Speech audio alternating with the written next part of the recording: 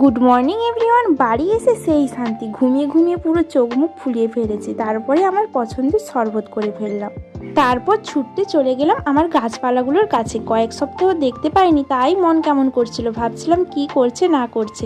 তারপরে দেখো এখানে এসে দেখি অনেকগুলো ফুলের কুঁড়ি আর ফুলও ফুটেছে। গোলাপ, জবা সমস্ত গাছে এখন ফুল ভর্তি। এই কয়েকদিন আমার মাই যত্ন নিচ্ছিল। এই গরমের মধ্যেও আমার ডালিয়া গাছে দুটো ফুল ফুটেছিল। তারপরে চারিপাশটা ঘুরে ঘুরে দেখছিলাম গাছপালাগুলো ঠিকঠাক আছে নাকি, যদিও আমার মায়ের দায়িত্ব ছিল।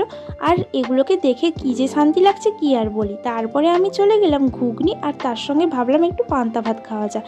সঙ্গে ছিল বাড়ির পুকুরের ছোট মাছ ভাজা। এগুলো দিয়েই সকালের খাওয়া দাওয়া কমপ্লিট করলাম।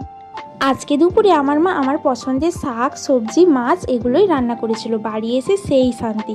আজকের মতো টাটা, বাই বাই। দেখা হচ্ছে তোমাদের সঙ্গে নেক্সট কোনো ভিডিওতে। সবাই ভালো থেকো, সুস্থ থেকো।